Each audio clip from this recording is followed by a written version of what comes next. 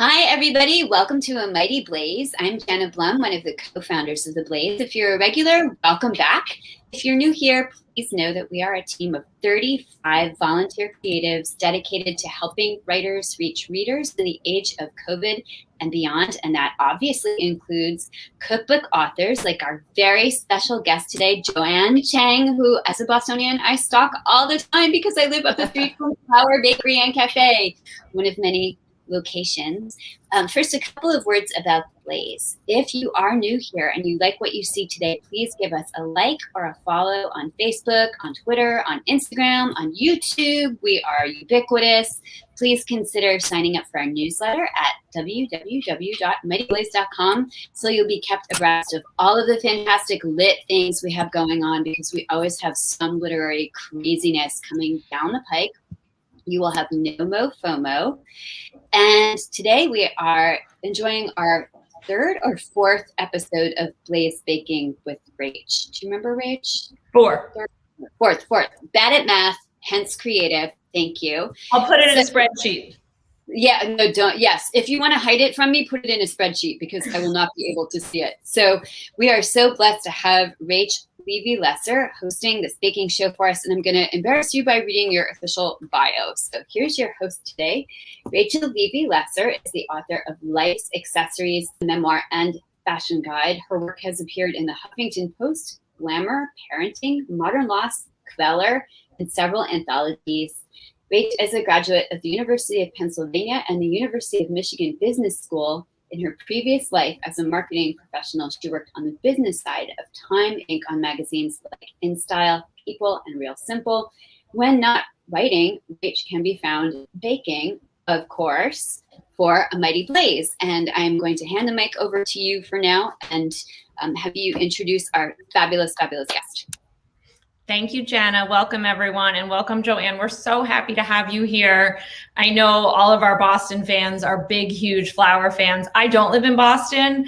I live outside of Philadelphia, but every time I go to Boston, when I used to be able to travel up there, and I hope to get back there this summer, I definitely went to Flour Bakery. Shout out to my friend Liza, who first took me there. My friend Dahlia, who lives in Newton, who's on the call, who I know is baking at home. So big Boston flour fans. I'm going to read Joanne's wonderful bio just so you can, for the viewers at home, can get to know a little bit more about her. And then we're going to start baking these scones. So I'm going to put my glasses on.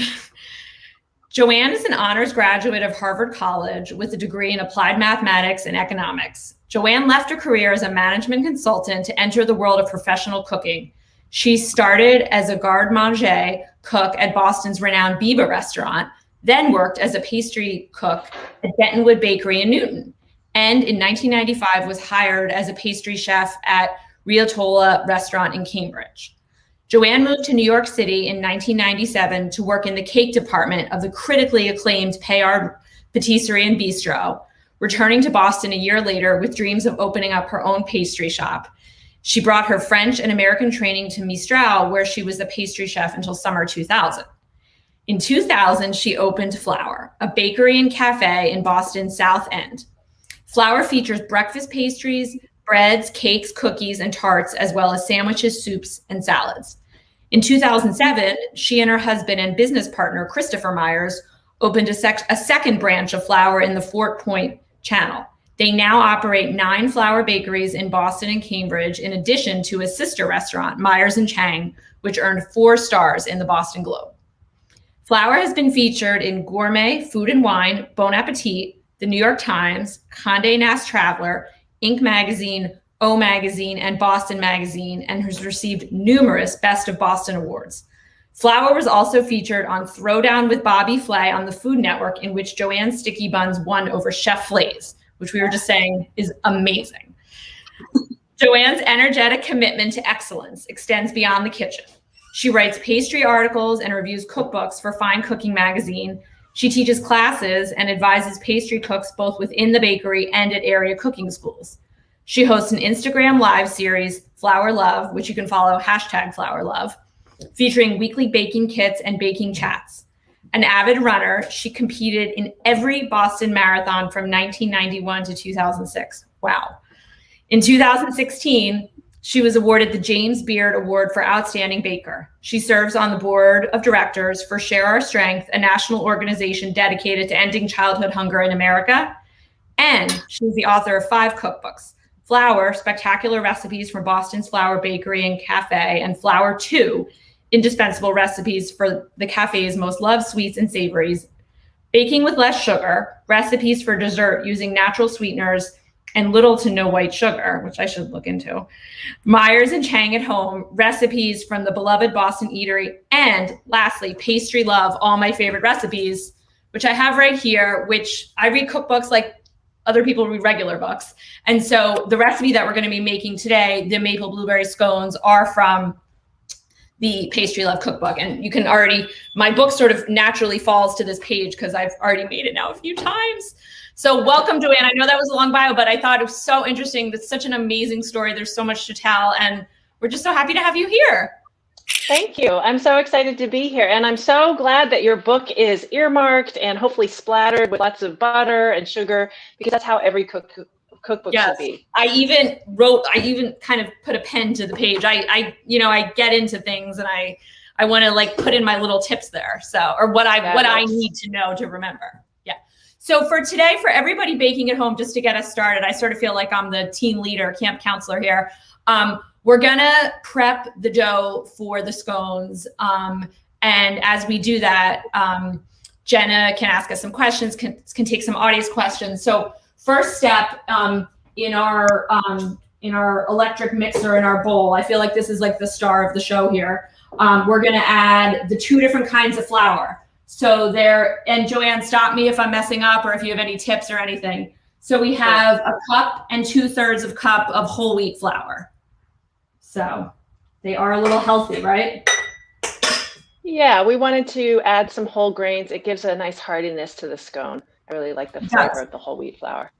And I actually noticed after I made these like twice, I was like, you know what? You don't actually add sugar into this recipe. There's not, but you do add the maple syrup and the blueberries. It has a really nice flavor. So after we do the whole wheat flour, then we're going to add a cup of regular flour. Yep. And I'm just I was making these as well, and they did seem so healthy to me. I'm like, oh, these are health scones, right? Let's just go with that. Health scones. Health scone. Health blueberry. Yeah. Well, I'm a big baked good person in general, and I love a good scone because I love scones for breakfast with coffee or just any time of the day. Let me just finish the dry ingredients. It's a teaspoon and a teaspoon and a half of baking soda, a teaspoon of baking powder, and a half a teaspoon of salt. So just getting that all in there. Awesome.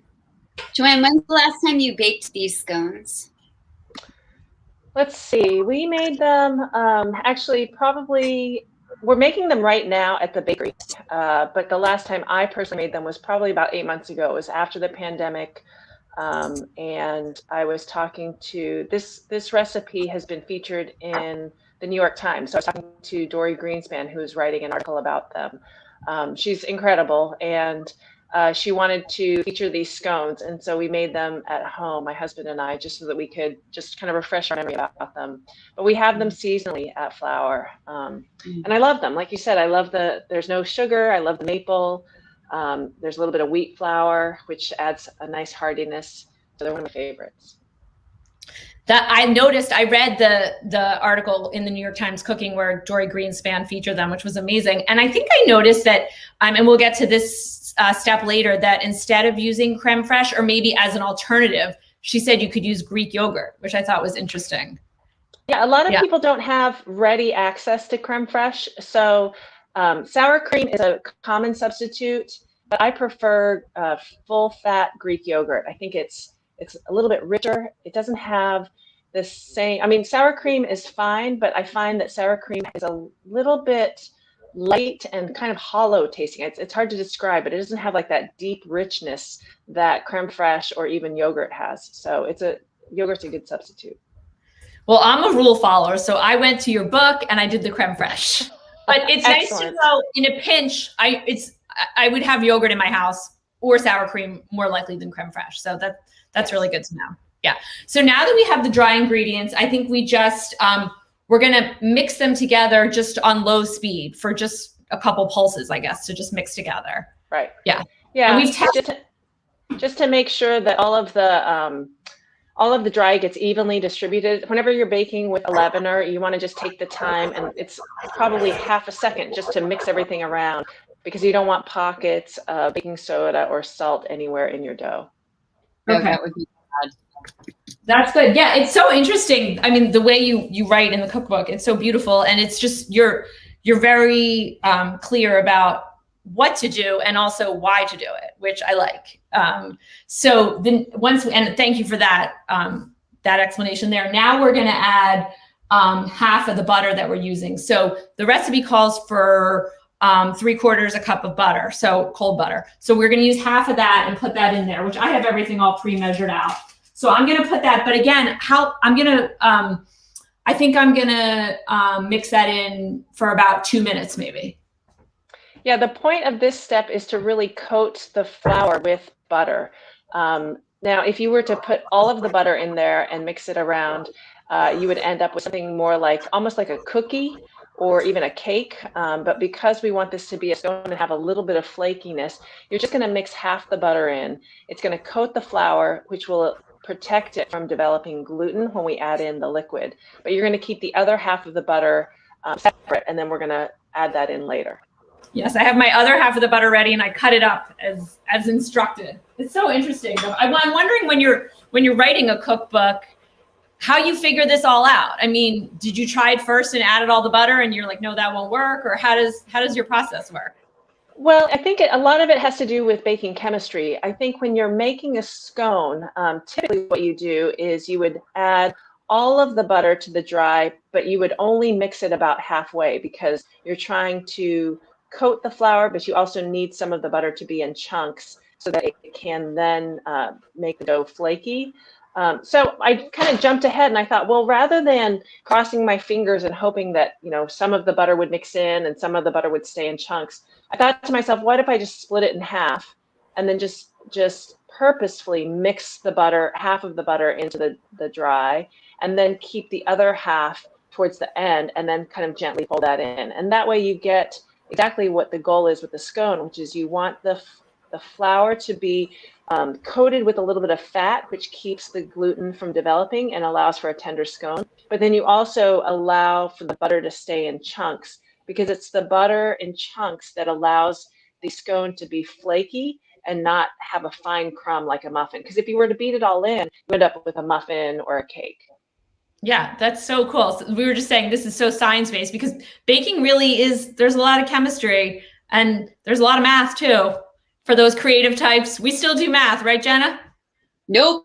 So No. a pattern has developed over the past 4 baking shows that Rach is the rule follower, and I'm the person who asks the questions like, what if you eat the butter while you're making the recipe because it's in chunks and the chunks are so tempting? Like, what happens if you take a quarter of the chunks of butter out and eat them while you're baking? Or like, do you ever eat the dough while you're baking the pastry? I always taste the dough, because I always want to make sure that that the ingredients are all proper. I mean, you'll be in the middle of baking and you might accidentally reach for the salt instead of the sugar. So I'm constantly tasting when I'm baking. But I think that if you want to break the rules and do something a little bit different, the great thing about a lot of pastries is even if you break the rules, you still get something really delicious. And so it's just a matter of, how true to the final product are you hoping to get to. But baking can be extremely creative. I think once you have a better base and understanding of what you're doing, then it allows for a little bit more freedom in experimenting. Yes, I'm glad to hear that. I think I have realized, and Rach has taught me this, and our guests have taught me this, that that's the reason why when I bake things, all of my products look weird, but they taste good. Like, they never look like they look in the photos in the cookbooks, because I'm always subbing in ingredients or eating the ingredients as I go. Like yesterday, I did not have creme fraiche on hand and was lazy and a poor student. So I used fat-free Greek yogurts. My scones are probably flat and not as rich tasting, but they still look scone-ish. I will show you guys at the end. Thank you for. Jenna was texting me pictures of her scones last night. That's what we do here. And behind the scenes of Glaze baking with Rach. And I thought they looked amazing. And then I texted her a picture. I'll show you later. My scones were in a Tupperware with a towel on top in my laundry room, because if my kids saw them, forget it. They'd be gone. Like, I couldn't even tell them about it because they've had these scones. They love them. So yeah, I think we have a question coming in. Yeah. Being thrown at us like raisins into a dough. Like, David wants to know, hi, David, how do we feel about raisins in baked goods or raisins in general? That's my comment. Sorry, not David's. I love raisins. I love adding raisins, especially if you hydrate them. If you take your raisins and pour hot water over them for, even just 2 minutes, that hydrates them a little bit. And so they add a lot of nice moisture to baked goods. I mean, it depends on, is it a carrot cake? Is it an oatmeal raisin scone or cookie? But I like having a little bit of dried fruit in my pastries. But Jenna, clearly not everybody does, and I think it's a personal choice. And I think that's what is great about baking, is that you really can, once you learn how to bake, you can make pastries that you love. And if you don't like raisins, then you can take the raisins out.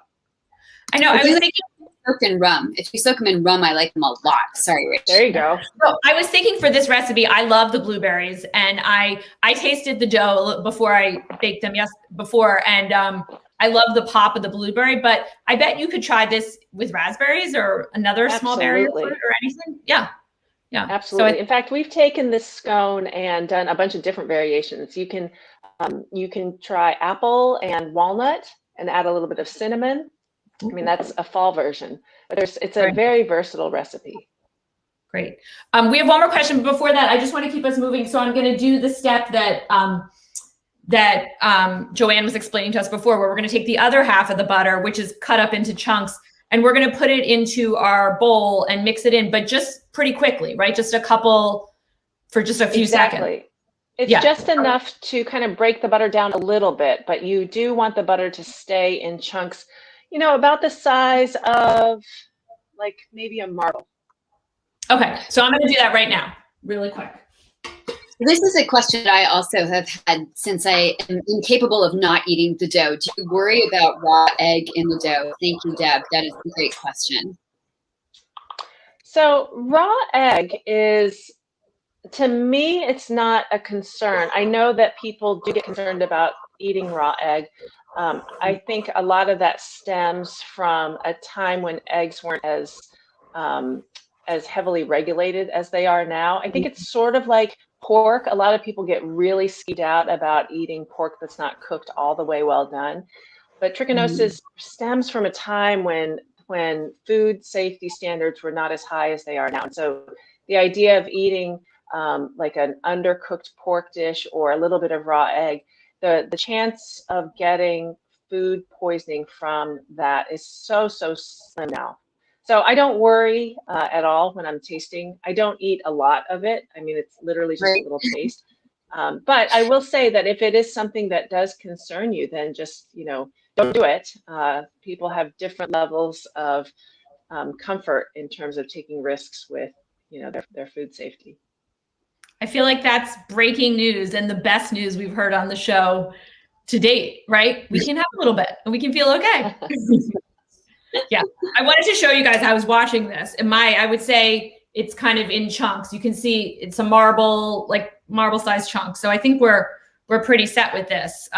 So now that we sort of have our dry ingredients and our butter together in a separate bowl, we're going to put in the other ingredients for the dough, which is more like the wet ingredients.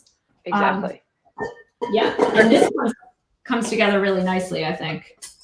So this is really, I think, a pretty easy step. We have a half a cup of maple syrup, which we love. Yes, we love maple syrup. Do you have a special syrup that you use, Joanne? Do you use like a special grade, like grade A or grade B, or really dark or lighter syrup? We use grade B, actually. Grade A, you would think, is better, but actually grade A is not quite as concentrated. And so grade B is what we use for all of our baking. Okay. Awesome. And where do you get it? Sorry to keep asking questions. No, it's so interesting. Yeah. Well, we use we have a big dry goods distributor that we order all of our ingredients from. So from time to time, there will be local farms that reach out to us and will buy like all of their maple syrup. But typically, one farm can't supply us with what we need, and so we usually just go to our distributor. Okay. Wow. I have to admit, I was sort of jealous of like very careful with the maple syrup because I got them from a friend who taps his own trees up in Maine, like a writer friend who sends me jars of maple syrup. Wow. And I usually eat it like every night, like a teaspoon of it on berries or something for dessert. But then yesterday I was like, a half a cup in the scones. But I knew they would be worth it. They were so good. I'm going to put up another question while you guys chat because this is something else that I wonder. That's so funny about your syrup, though, by the way, because I use syrup from Maine. I just happened to buy it at the market. So Nice. So good. Nice. It's like gold. And I mean, it takes like gallons and gallons to boil down and make like a tiny bit of syrup. So it is like super precious stuff. So David, who obviously is the baker in that family, Bernadette, wants to know why some recipes call for room temperature butter or eggs versus chilled. I always wonder this. Yes. I didn't realize that was David. Hi, Dave. Oh my gosh. Okay, so sometimes you need room temperature butter or eggs. It depends on what you're making. If you're making a cake, for example, you actually want all of the ingredients to be at the same temperature because you're creating an emulsification of dry ingredients, liquid ingredients, eggs, butter, etc. So if you have, for example, cold butter or cold eggs, and you're beating everything together, when you're beating butter and sugar together, and then you add like a cold egg, the chill of the egg is going to cause the butter to firm up. And then when you're mixing your dry ingredients into your butter mixture, it's not going to mix smoothly because you've got little bits of firm butter. And so then your cake crumb doesn't come out as fine. But sometimes you do want chilled butter, for example, and chilled egg if you're making a pie dough. So when you're making a pie dough, or if you're making these scones, what you actually do want is you want the butter to be in little chunks because the butter is going to mix in a different way with your dry ingredients and give you a flaky pie crust. So you want to look at the recipe and what it is you're going for. If it's a cookie or a cake or anything with a fine crumb, then probably all of your ingredients are going to be at room temperature. But if it's something like a scone or a pie where you actually want flakes and you want a little bit of separation, then you do want the butter and the eggs to be chilled so that you can create that kind of separation. When that goes into the oven, that is what allows the dough to poof up a little bit, and that's what gives you the flakes. Okay, that is fascinating. Thank you. Great. That's amazing. I will never forget that. I also will never forget to use chilled butter in pie because on our last episode, we made pie and I learned a lot, right, Jenna? Well, I think you might still have PTSD from that pie episode because Rach got like the process for pie is very, very specific. And our guest was just like, Rach, stop handling the dough. Don't touch this. Stop it. Touching it too much. I was very happy to hear today that I don't have to touch the dough that much, just for a little bit. Exactly. But Joanne, that makes perfect sense, really. I mean, because I bake a lot of cookies and everything's room temperature and cakes, but for stuff like this, and now that like I know why, we'll be able to keep it up here. So I'm going to add to the syrup the creme fraiche, or if you have sour cream or Greek yogurt, full fat, low fat, whatever works. Awesome. And also to that, speaking of fat and low fat, the recipe calls for a 1/3 cup of, is it fat-free buttermilk, Joanne? Yes, it is fat-free, just because that's what everybody can find in the store. I found low fat. Yeah. That's fine. Low fat is fine. Yeah. I know. And the nice people that work at my local market, they know lately that I come in asking for things very specifically. And so I told them why, finally. You know what? Because you got yelled at. You need to follow things to the letter. It's hard to be the host of a baking show. I'm just the assistant. I can do whatever I want. I'm like, my stuff turned out weird, but whatever. I literally come into my local market now with books like these, with like dog-eared pages, and it's kind of fun. So in our bowl, we have the half a cup of syrup. I'm just reviewing for everybody at home, little teacher here. The half a cup of creme fraiche or substitute, and then third a cup of the low fat or fat free buttermilk. And into that, we're gonna add just the egg yolk. So this will probably be the trickiest part of the episode. Just do not watch. Do you have a special way of doing the egg yolk and the egg? Like, do you have that special chefy way of like, I could do this with one hand and just extract the yolk and like magic? You do? I really don't. I just taught a long time ago to do this by actually my grandmother. And so I just remembered how to do it. I just use my hands. So I'm just going to I'm sure Joanne has a super pro way to do it.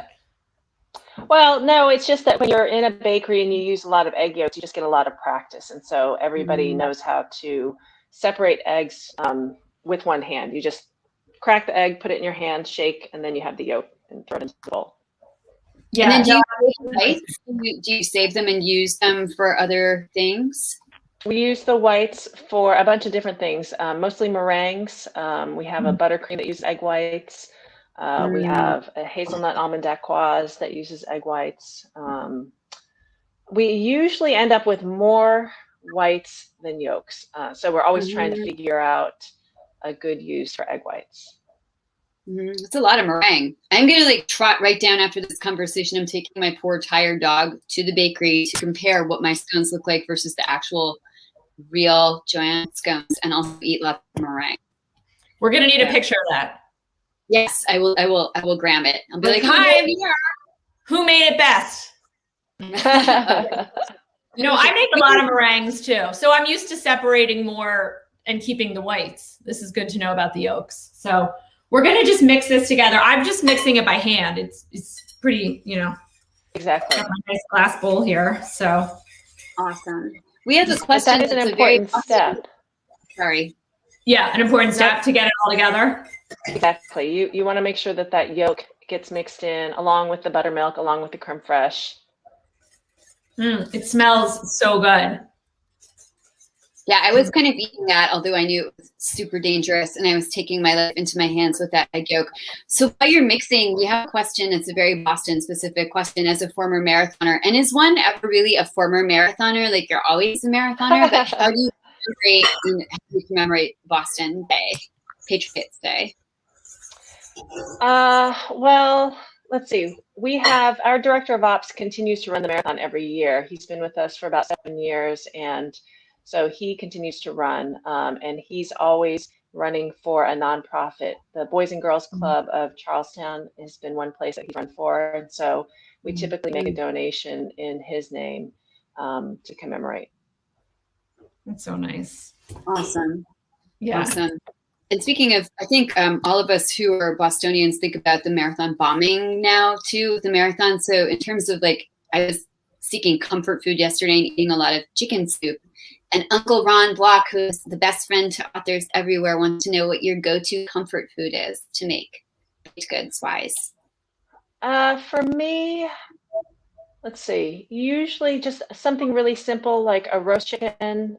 I think one of my favorite dinners to make for me and Christopher is just a roast chicken with some rice and vegetables. I mean, we always have rice and vegetables, and then either chicken or Christopher really enjoys a steak.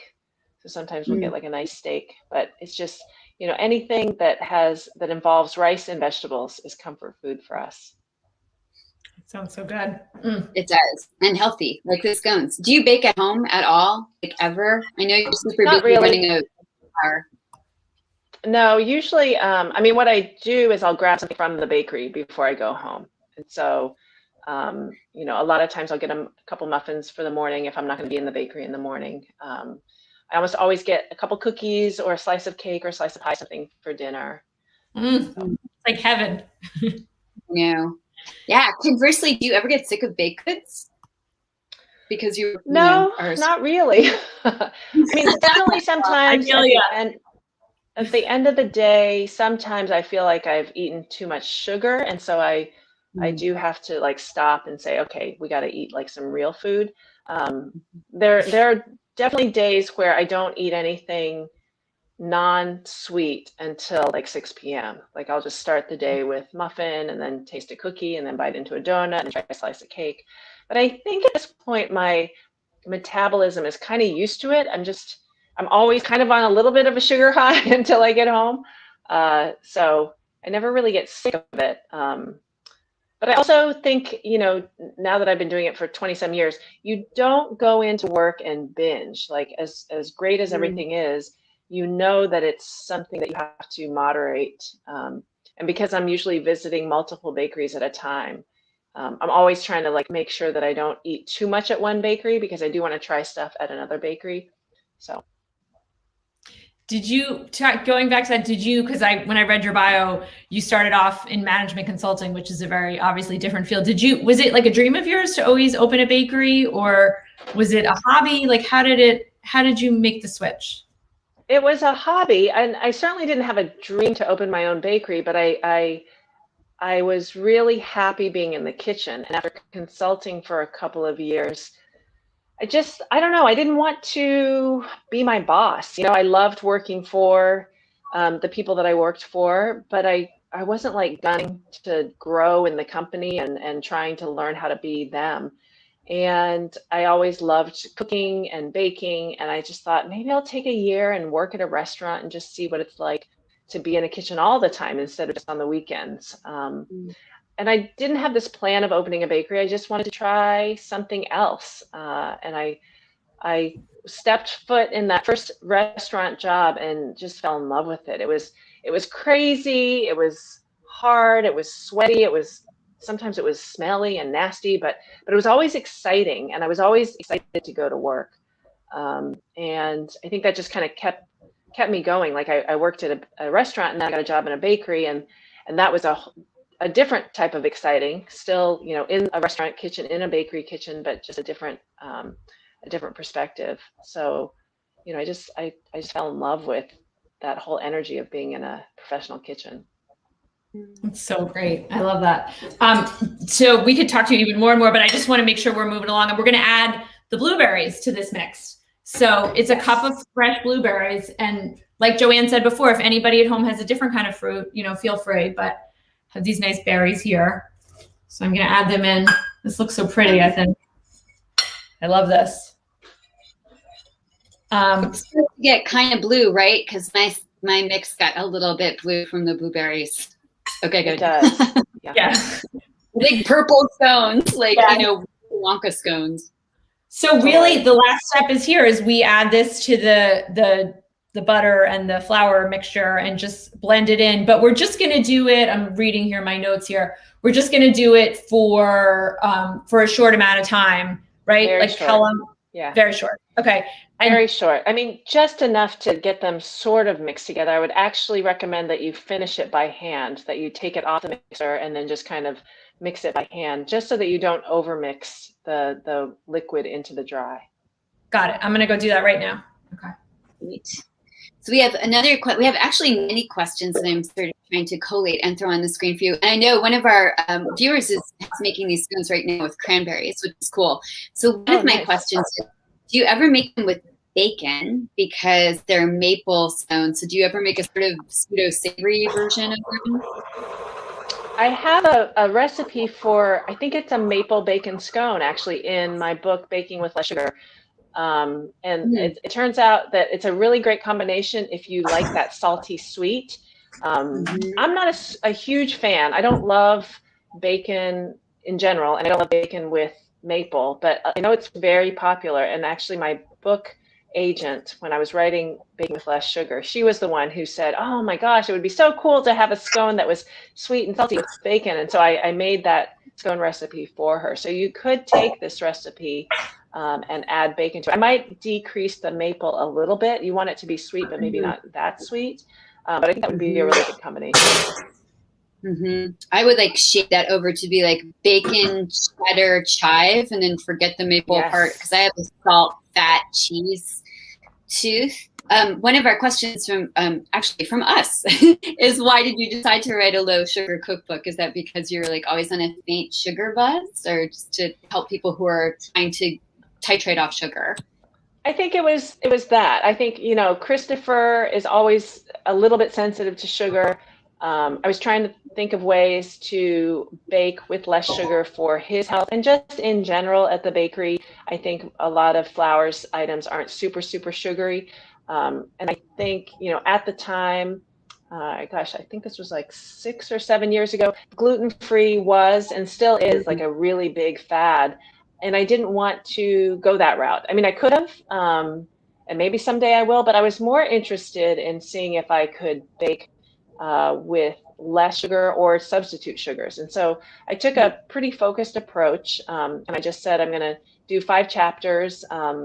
The first chapter does bake with white sugar, but it's limited amounts. And then subsequent chapters eliminate white sugar and use maple or honey or chocolate or fruit juices. And it was kind of a fun challenge just to see what you could create in pastry without this very, very common ingredient, sugar. And once you turn to alternative sugars, you're adding a different dimension of flavor to whatever it is you're baking. And that was really fun, just to realize that, you know, with sugar you add sweetness, but that's it. You don't add any flavor whatsoever.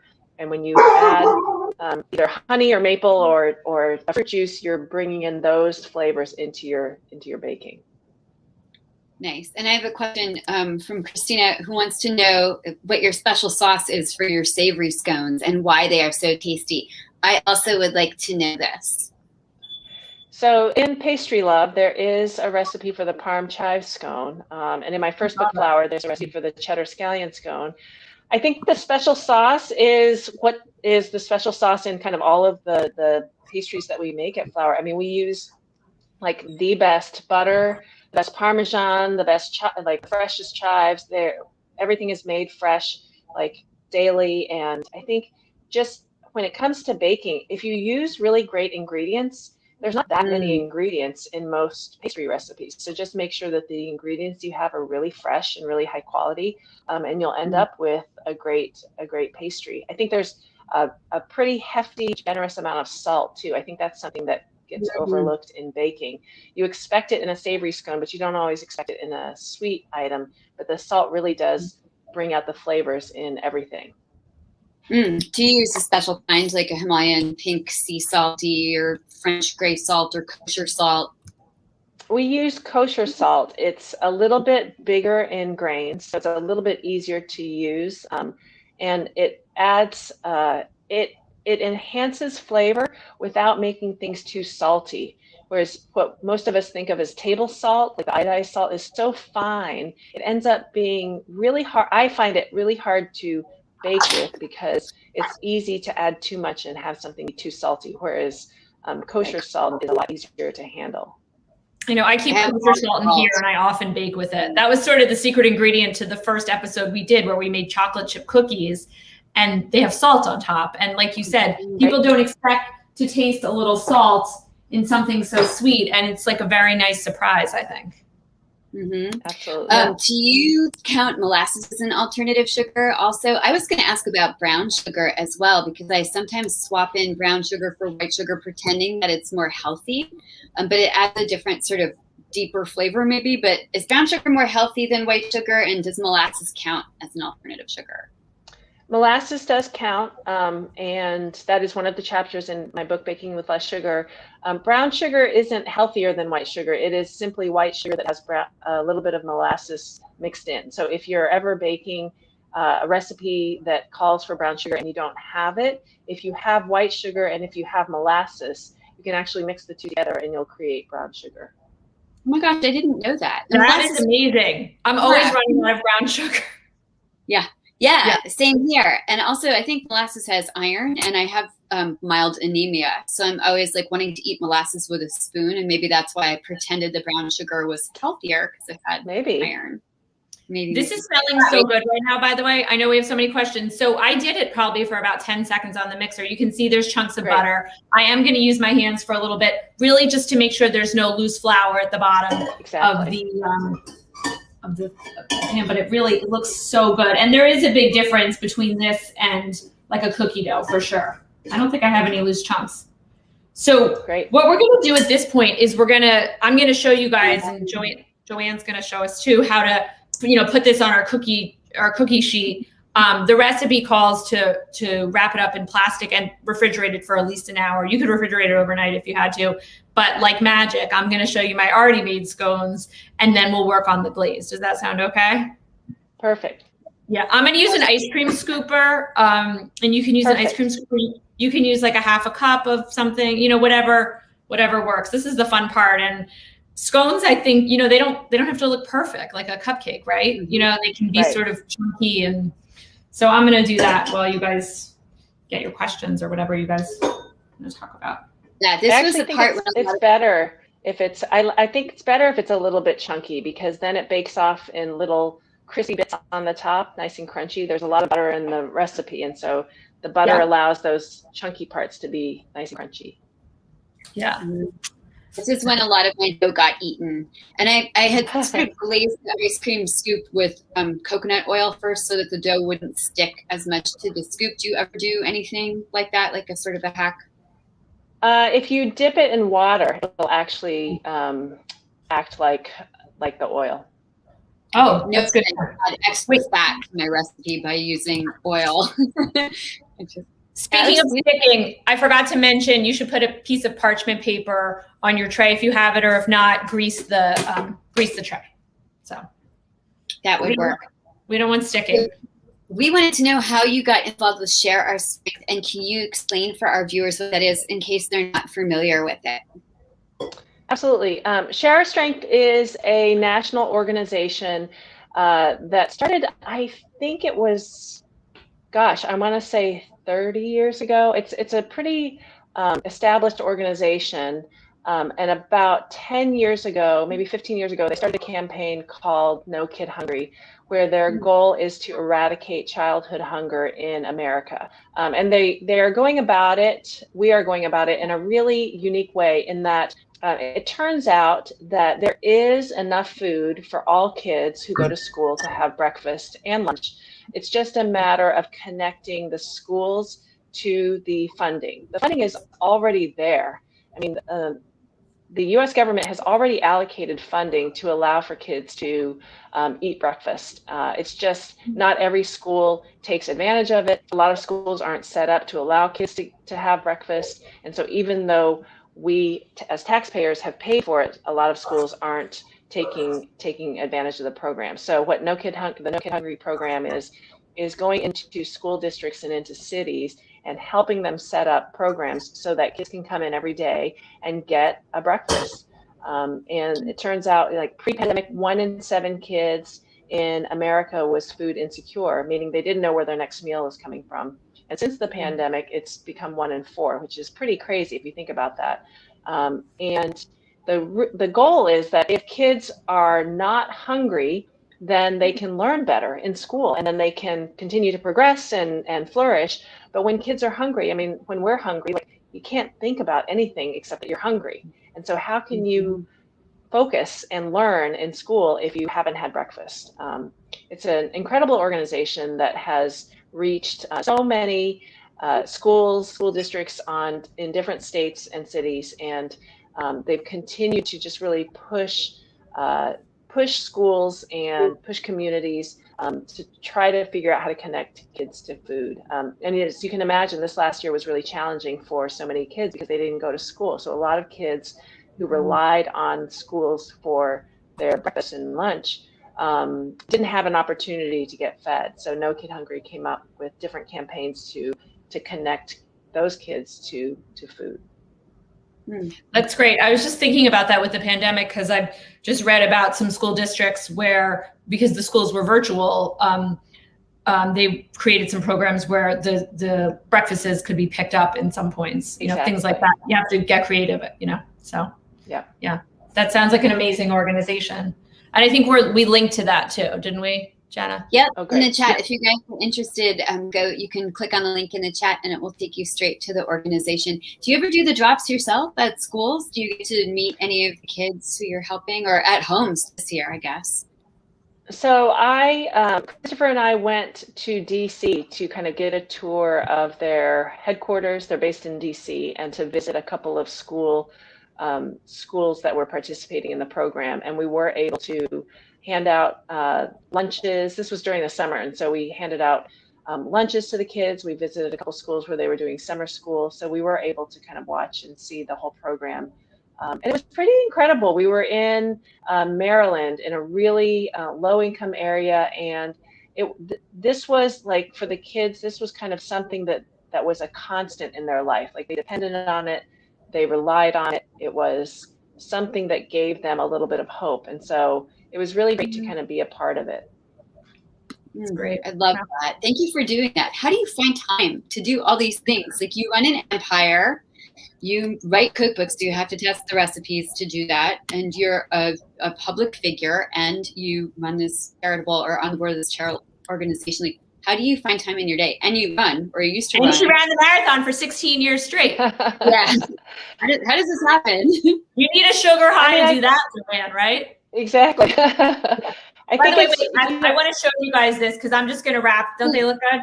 I'm gonna wrap them in plastic and put them away, and we'll get to the glaze. But I want to hear how Joanne does it all. Yeah. Well, I mean, I have an amazing husband and business partner who helps me with all of this. I have an incredible team of people at both the bakery and the restaurant who really run the day-to-day operations. And I think it's just all about prioritizing and being pretty disciplined with your schedule. You know, I write a weekly schedule. I have a daily schedule. I think, you know, having some understanding that everything that you want to do is going to take time from something else you want to do. And so you really do have to prioritize and figure out, you know, what's important to you. And so, like, for example, if I'm writing a book, it's a year-long process, and it just means that there's going to be other things that I typically want to do that I can't spend as much time.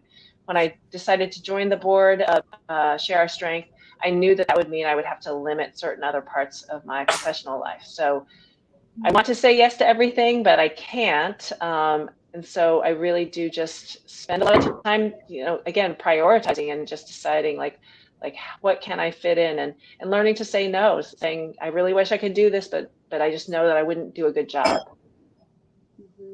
We had Jennifer Weiner on the show earlier this week, and she was talking about the fact that no is a complete sentence, that you don't have to apologize for saying no. You can just say no. But that's hard. Did you have to learn how to do this and learn how to prioritize and learn how to move the pieces around, or was it an innate skill that you brought to the table? No, I mean, I definitely had to learn it, because I would run myself ragged, like saying yes to everything. And I agree. Like, I have learned that I don't have to give an excuse. I used to say, no, I really wish I could, but unfortunately I'm going to be out of town, and and I've learned just to say, no, I'm so sorry, but unfortunately I can't be a part, and I don't need to go into the why. And yeah, I think it's just about, again, it really is about just prioritizing. You only have so many hours in the day, so you really have to realize that if you're going to say yes to something, it means you're going to end up saying no to something else. And so make sure you're saying yes to the things that really mean a lot to you. That's such good advice. Yeah, that's such good advice. We can all relate at a Mighty Glaze, right? Yes, absolutely. Yeah. I just want to show you guys here. I could, like magic, these are the finished scones. I made them earlier. Beautiful. They probably look a little different from Jenna's, and they definitely look a little different from Joanne's. But the one thing they're missing is the glaze, which I think is really fun to make. And the glaze is really, it's so simple. I love it in a good way. You just are going to add to a bowl, which I have right here, a half a cup of confectioner sugar, and 2 to 3 tablespoons of the maple syrup. And that's it. And mix it together. Exactly. So this is kind of fun, and they look so pretty. This glaze is a base glaze that we used for a lot of our scones and some brioche items. Confectioner sugar with, so either maple syrup, or you could just do, the very basics is just a little bit of water, and that gets you what we call plain glaze. If you use water and a little bit of vanilla extract, you have vanilla glaze. If you use lemon juice, you have lemon glaze. If you use coffee, you have coffee glaze. So all the different glazes with whatever the liquid is. And you just want to realize that adding liquid to confectioner sugar, it just takes a little bit before it goes from too thick to too thin. So you want to dribble in, start off with the 2 tablespoons and then dribble in the remainder. until you have something that is spreadable, but not too thick. And not too exactly what I'm doing right now. And I think it's okay to sort of massage the ingredients a little bit because mine got too thin and then I had to add more of the sugar to it. Totally fine. I had to eat a lot of it to make sure it was okay, to make sure the consistency was right. And then you had extra. No, actually, no. I did actually. This looks really good. I feel better doing all this having Joanne here. Can I call you all the time? Anytime. Yeah, and Joanna's not yelling at you. Ooh, that looks beautiful, Rach. That looks great. Yeah. So I'm going to just really brush it on, which is a little bit of a favorite step as well. So what a good idea to have coffee. Like the way other people feel about sugar is the way I feel about coffee. Because I always am on a faint coffee high or a wine high, like one or the other probably. So I'd love to have like a tiny bit of coffee. Do you actually make liquid coffee or do you add grains or espresso? I know people do that sometimes in bakery. We usually have so much coffee at the bakery. They save coffee at the end of the day and send it to the production kitchen so they can use that. Awesome. That sounds so good. So I'm just glazing this now, which is really fun. It's the last step. And then I will finally tell my kids what I did because where did you hide this? Right, are you going to let them lick the bowl? Oh, yeah. Meanwhile, you should. My kids are 15 and 17. It's not like they're little, but they love. I mean, Joanne probably thought I had like a 3-year-old. No, my son is 6 too. But I baked their whole lives, and so it's a fun thing to do together. And they sometimes help me, which is nice. Yeah, they help you by eating the things. My black lab has become really fond of mixing bowls, and he is so attuned to me baking now. He knows when I take a spatula out of the ceramic holder. He knows the sound of the spatula. Like, I'm going to take one out right now and see if he comes in. Oh my gosh. Oh, he's asleep. I took him to the dog park to wear him down. Usually he would come running in at the sound of a rubber spatula, which is amazing. Okay, sorry, Rach. Go ahead. No, the other thing about glazing these things too is that I think, again, nothing against cupcakes because I love cupcakes, but when you do a cupcake, the glaze or the icing has to look a certain way. I feel like with these, because the tops of the scones are rather chunky and you have a blueberry sticking out or something, they just sort of naturally fall, right? Exactly. Yeah. Yeah. And so, in the book, you did say, that you should glaze them right after the dough comes out of the oven so that it's nice and warm, which I can see. These are not exactly warm because I took them out of the oven a while ago, but I'm making do for the purposes of television. Well, my dog is like, where is the scone? Yes. It's totally fine. I like glazing when the scones are out of the oven and warm, because then the glaze falls off and you don't have like a thick layer of glaze. But a lot of people like that thick layer of glaze. So, if you want to glaze them while they're cool, you'll have a little bit more glaze and the scones will be a little bit sweeter. Okay. That's good to know. Yeah. Last time I did them, they were fresh out of the oven. So, but this looks good to me too, for sure. I definitely know what I'm having for breakfast tomorrow. You have so many scones. I think you need to mail some scones to people. I'm just saying. I will. We joke that I'm going to open up my own Gold Belly account. I don't know if a person could do that, but I've been baking so much for the Blaze. I'll often send to people on the team, or I will drop off at neighbors or, whatever. So it's always a nice surprise, I think, for people. Mm-hmm. I'm going to be putting a couple of these scones in the mailbox to people as soon as we get off. It's probably on my way to Flour to check out what the scones were supposed to look like. I'm going to pop some of my own strange, misshapen Franken scones in the mailbox.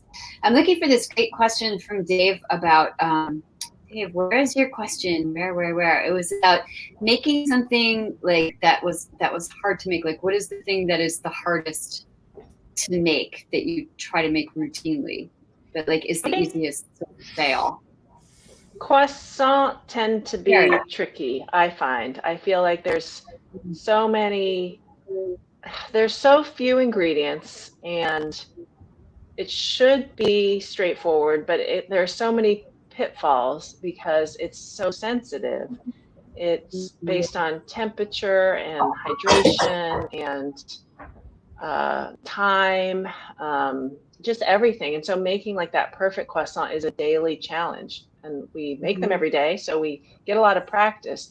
But getting the butter and the dough just right and laminated in a way that is perfectly even, and then baked in an oven that is at the right temperature and proofing the croissant at the right point. It's all so seemingly simple and yet really, really hard to get right every day. We should try to make those. I want to show you how these look. They look pretty. Oh, wow. Wow. Those look amazing. Yeah. They look fantastic. So let's see yours, Jenna. Okay. I think yours had thicker glaze than mine did. Well, it's interesting what you said about the glaze. It does look a little bit thicker. These are my magic ones while we were talking, but invisibly. Ta-da! I think they've all soldered together into a giant scone mass, and I'm not saying that's a bad thing. I'd just be like, that's so good. I love scones because I don't actually have a sweet tooth very much. Like, I don't have a chocolate tooth. I'm this weird person who was born without a chocolate tooth. So the savory scone, the like every time I walk past flour, the thing that pulls me in, like that cartoon, scent and finger, is the smell of the bacon. Like for BLTs is so amazing. But like these are just delicious because they're not super, super sweet. And I noticed that there was no sugar in the recipe aside from the maple syrup, and the blueberries. So I was really happy about that. Thank you for these beauties. These are great. I'm definitely gonna continue to make these, and I'm also gonna go through your cookbook and your other cookbooks. I'm definitely gonna try the low sugar one, because when you were talking about your daily routine and diet, it sounds very similar to mine. My husband will say to me at dinner time, like, "Have you had any real food today?" And it's mostly, but I think my body's used to that. And then I will have a nice dinner, but that's kind of how I operate. Yeah. Yes. And if you guys want the recipe, we did post it in the comments, but it's also on the Mighty Glaze, not the website, I don't think, but it was in our newsletter. It's on our Facebook page and it's on Instagram. We put it everywhere, Joanne. Like, we spread your recipe throughout the universe. We sprinkled it in like butter. So Bern wants to know, what's your happiest accident during recipe creating? And those of us who are like Franken cooks, like, we really need to know, that you can have a happy accident. Gosh, that's a good question. I don't know that I have a specific happy accident, but I know that we often, so at the bakery, it can get tricky when we're baking big batches of things. Sometimes we will overbake, for example, a tray of brownies. And so we can't sell them as brownies because our brownies are really rich and fudgy and decadent. And so what we'll do is sometimes we will take the brownies that are a little bit overbaked, and we'll cut them up into small pieces, and then we'll put some cream cheese frosting. Maybe we'll glaze a little bit of chocolate ganache. Maybe we'll put a little bit of butterscotch. The bakers know when they've overbaked some brownies to do something to them to make them decadent. And we've gotten to the point where people like we call them brownie bites. We've gotten to the point where guests will come in and say, "Do you have brownie bites today?" And it's always funny to me because, like, it was a mistake, but people love them. So that is a happy accident. We're able to take something that's still good, just not exactly what we intend it to be, and make it into something that many people like even more. I think sometimes people like little bites of something, right? They don't feel like they just want a little something sweet. Yep. Yeah. And also, like, that doesn't have any calories in it. We all know something is small, that even if you have 20 of them. Yeah. Even if you break them up, if you break up any baked good, like my giant scone mass, it's not going to have any calories in it. We love this. So I think we have time for one more question, you guys, and then we have to let Joanne get back to her bakery because we've kept you for almost an hour already, which is just unbelievable to me. I have so many more nosy questions. Did something just pop up? I think there was one more question. Yeah. Well, it was because this is Deb Norkin, who is also like, in my brain saying little pieces have no calories, which is true. Maybe we should just end on that proclamation. Yeah. That you can do whatever you want in little bites. I will eat this whole tray in little bites. Yeah. Like mash it up with a hammer and eat it. Right. I did want to obviously thank Joanne and also tell you guys who we have coming up next time on the show. Yeah. So really, Joanne, thank you so much. This has been thank you so much. We've learned so much, really. And I'm going to come to Boston and see you this summer. I hope so. I sure hope My Boston friends are going to meet me, and we're going to have the scones in Flour Bakery. Can't wait. Nice. Yep. Nice. Yeah. So that'll be great. So I just wanted to let you guys know what we have coming up on Glaze this week. Is that right, Jenna? Is that good?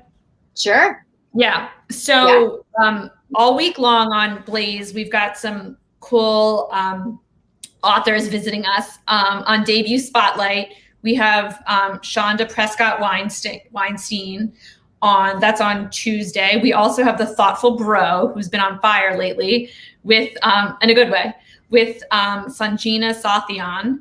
On Mighty Mysteries, there's 2 shows. One's with Janie Healy and one's with Jennifer McMahon.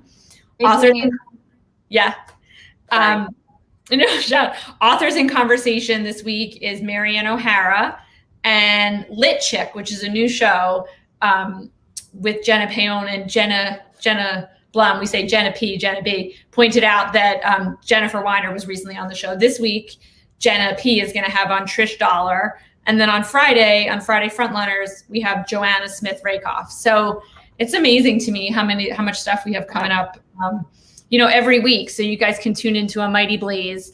The baking show, as you guys know, generally has taken place once every month because there's just so many baked goods. We feel like we can't do it more, except we are doing 2 in May, and we're having a very special show coming up on May 1st, which is just 2 weeks from today at 2 p.m. We're having on award-winning literary podcast host and editor Zibby Owens, who's a friend of the Blaze, along with her sister-in-law, Stephanie Owens, who is the owner of an amazing baking company called Nini's Treats. Nini is Stephanie's late grandmother, and we're going to bake her crumb cake, which is really good. So I need to run about 7 marathons before the scones and the crumb cake, because then later on in May, we're going to be making cream puffs with Louise Miller, but I'll tell you guys about that next time. So really, we're just so thankful and grateful that Joanne joined us. It really was so much fun. And, thanks everybody for your really thoughtful questions as well. Yeah, too bad you don't have this phone right now. It's so good. Of Isn't course. it so good? I'm so glad.